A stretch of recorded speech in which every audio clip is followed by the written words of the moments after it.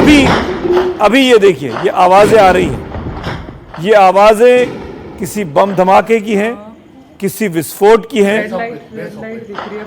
ये ये 4 तस्वीरें आपके सामने हैं।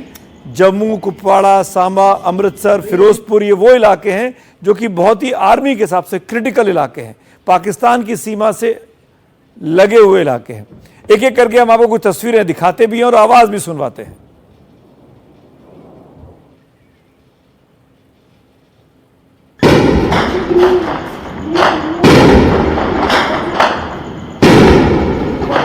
हाँ, रेड लाइट दिख रही है बस।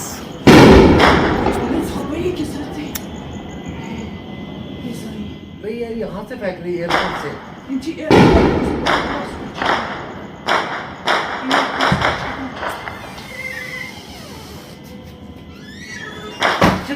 ज्यादा मतलब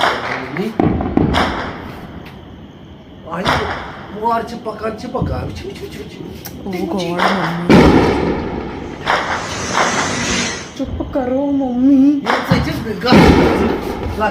ये सीमावर्ती इलाके हैं, भारत पाकिस्तान की सीमा से लगे हुए भारतीय इलाकों की तस्वीरें हैं। वहाँ जो लोग मौजूद हैं उनकी आवाज़ में घबराहट, पैनिक सुनाई दे रहा है। बहुत तेज़ी से ब्लास्ट होने की बातें हैं। जैसा कि मुकेश सेंगर मेरे सहयोगी बता रहे थे कि सांबा सेक्टर में बहुत बड़ी संख्या में गोलाबारी हुई है।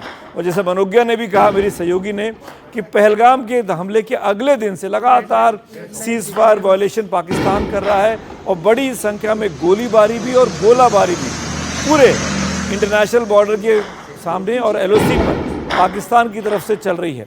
आज फिर वही हरकत हुई है। लेकिन मैं एक बार फिर लौटूंगा जनरल सक्सेना के पास। जो सबसे इम्पॉर्टेंट चीज़ है जिसके बारे में हम जानना चाहेंगे, और वो जनरल सक्सेना, ये कि आज ऑफिशियली डिफेंस मिनिस्ट्री ने बोला है कि लाहौर का एयर डिफेंस सिस्टम हमने ख़राब कर दिया, हमारे लोगों ने उसको न्यूट्रलाइज कर दिया।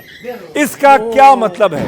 क्या हमारी मिसाइलें, हमारे ड्रोन, हमारे लड़ाकू विमान अब हिंदुस्तान की सीमा में रहकर लाहौर में कहीं भी निशाना लगा सकते हैं? इस बात को समझने के लिए सबसे पहले मैं आपको वो पिक्चर जो आप दिखा रहे थे उसको अगर आप ध्यान से देखो तो आप समझोगे कि मैं क्या बता रहा हूँ। आप इन पिक्चर्स को देखोगे, जो ड्रोन्स आपके तरफ आते दिख रहे हैं, उसके बाद एक आपको लाइट ग्लो करती दिखती है जी। वो 4-5 ड्रोन्स के बाद कभी कभी एक लाइट दिखती है, कभी कभी बहुत सारी लाइट दिखती है। ये क्या हो रहा है? ये हो रहा है ड्रोन न्यूट्रलाइजेशन। किससे हो रहा है? सॉफ्ट और हार्ड किल। सॉफ्ट किल से होता है तो ड्रोन ड्रॉप हो जाता है, हार्ड किल से होता है तो आप देखिए क्या क्या हो रहा है। तो ये जो दो तरफी कार्रवाई चल रही है, हमने ड्रोन को डिटेक्ट तो कर लिया, पर आज हमारी कैपेबिलिटी ड्रोन को मार गिराने की सॉफ्ट और हार्ड किल दोनों में है।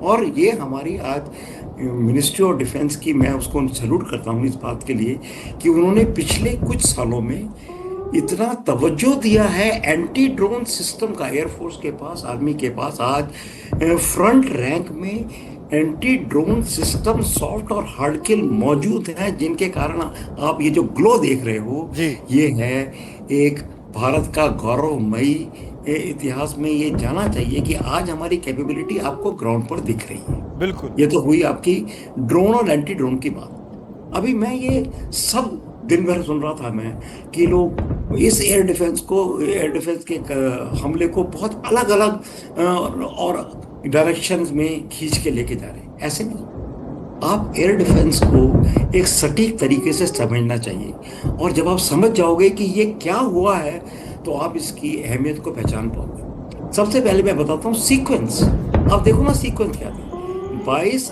अप्रैल terror, 22 April is equal to 7 मई इज इक्वल टू टेरर का जवाब।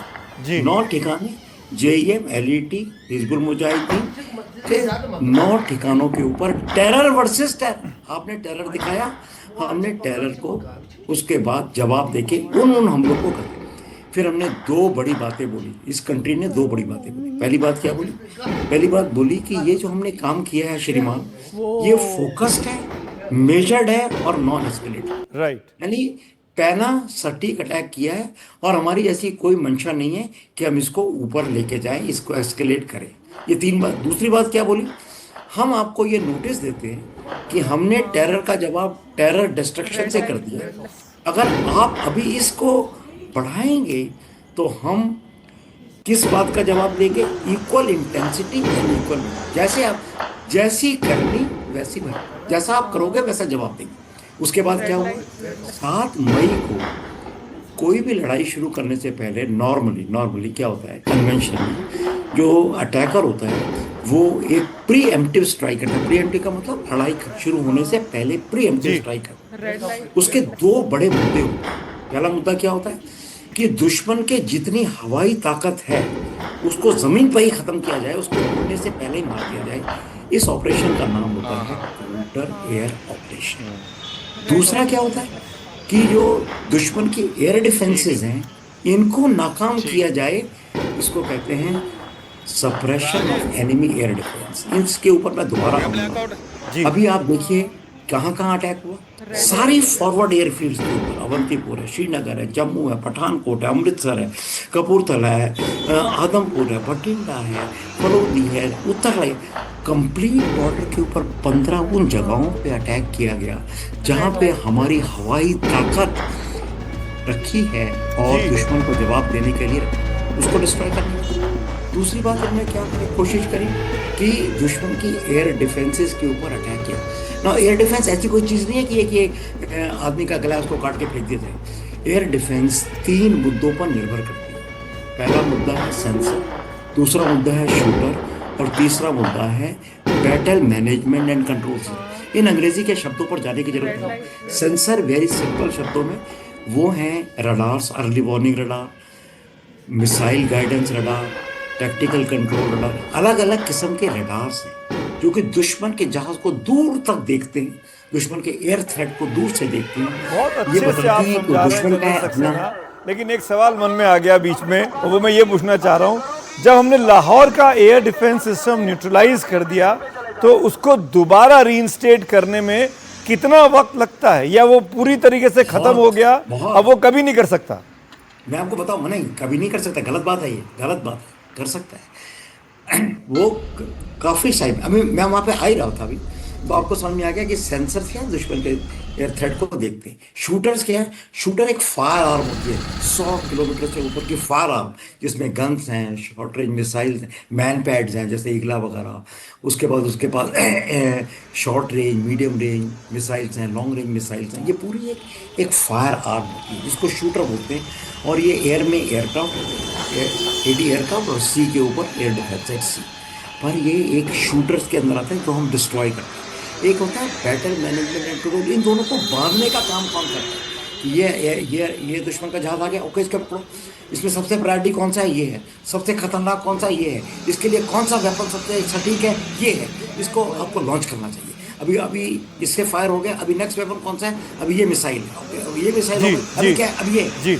इस तरह से कंप्लीट एयर डिफेंस बैटल को कंट्रोल करने के लिए जो battle management and control system होता है जी, उसको एयर डिफेंस पार्लर में कहा जाता है जी, air defence control and reporting system. अब ये 3 बातें समझ गए अगर आप कि सेंसर, शूटर और BMC2 बैटल मैनेजमेंट सिस्टम एक एयर डिफेंस का आधार है।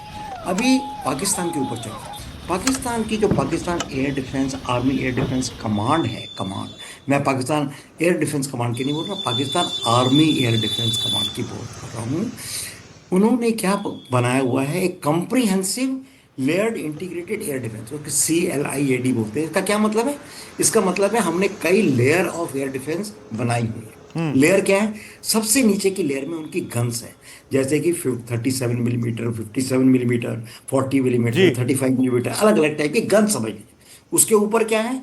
उसके ऊपर इनकी very very short range missile, जैसे कि शॉर्ट रेंज एयर। कुछ भी काम नहीं आया जनरल साहब पाकिस्तान के पास जो भी था। मैं मैं ये एक्चुअली मैं पैनिक इसलिए कर रहा हूँ, मैं मेरी आवाज़ में आपको हड़बड़ाहट इसलिए दिख रही है कि हमको लगातार अब पूरे वेस्टर्न बॉर्डर से भी तस्वीरें मिल रही हैं।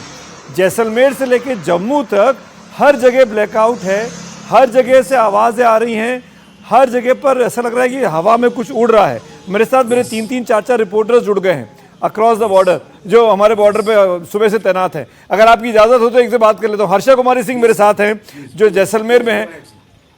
हर्षा, आप मुझे सुन पा रही हैं? वहाँ पे आप क्या देख पा रही हैं हर्षा? जी बिल्कुल, मैं बिल्कुल, देखिए मैं सुन पा रही हूँ आपको। मैं जैसलमेर से थोड़ा सा बाहर हूँ और जैसे ही हम जैसलमेर की तरफ आ रहे थे तो हमने आकाश में उड़ती हुई रेड लाइट और येलो लाइट्स देखी हैं।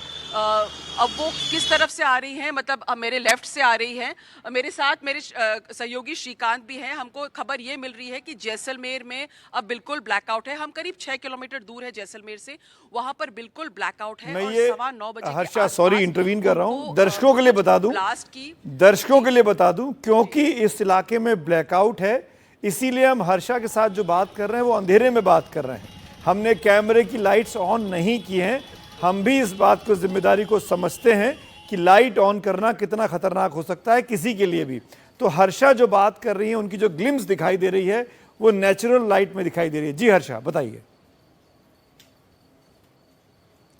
जी देखिए, इसलिए हमने भी लाइट ऑन नहीं करी। यहाँ पर पूरी तरह से ब्लैकआउट है और सिर्फ मोबाइल की लाइट पे हम आपको ये इन्फॉर्मेशन दे रहे हैं। मेरे साथ मेरे सहयोगी श्रीकांत भी हैं। श्रीकांत, जैसलमेर से क्या खबर आई है? हम लोग बॉर्डर एरिया से वापस आ रहे थे, रास्ते में ही थे जब हमने देखा, मैंने भी देखा कि यहाँ पर जो लाइट्स है मेरे को दिखी कुछ उड़ रहा था और मेरे को लगा जैसे कि कोई फायरवर्क्स है। तो इसी को लेकर हम चर्चा कर रहे थे। अब जैसलमेर शहर में 7-8 जगह पे सुना है कि कुछ धमाके हुए हैं। मैडम, अभी मेरी जैसलमेर में बात हुई है वहाँ की आम लोगों से, तो मुझे पता चला है कि जैसलमेर का जो हनुमान सर्किल और कलेक्ट्रेट का एरिया, उसके पास लोग थे। उस वक्त एकदम से ब्लैकआउट के वक्त बाइक्स लेकर लोग निकल रहे थे और आवाज़ सुनाई दी एक साथ करीब 8 से 10 धमाकों की, और आसमान से कुछ ड्रोन जैसा गुजरा। उनका कहना है कि 2 बार वैसी लाइट ब्लिंक की थी। हो सकता है 2 ड्रोन हो या ड्रोन है, क्या है वो स्पष्ट नहीं कर पा रहे। और उसके साथ ही जो धमाकों की आवाज़ सुनाई दी है, उसका ज़्यादा जो प्रेशर था, वो जो आवाज़ सुनाई दे रही है वो एयरपोर्ट के आसपास के इलाके में सुनाई दी है। वहीं उससे कुछ ही देर पहले जो है 5 सेकंड का एक कुछ वीडियो वायरल हो रहा है, जो बताया जा रहा है कि जैसलमेर और रामगढ़ रोड जो है, उस रोड के आसपास कुछ लाइट ब्लिंक हुई। तो वही रास्ता जो है आगे जाकर कलेक्ट्रेट जाता है और वहीं से फिर हम एयरपोर्ट की तरफ रास्ता, उसी रास्ते पे तो हम लोग हैं श्रीकांत, हम लोग भी तो वहीं से जा रहे हैं। मैंने भी देखा है। मैंने आपको बता दूं कि मैंने भी यहाँ पर कुछ देर पहले ही देखा है।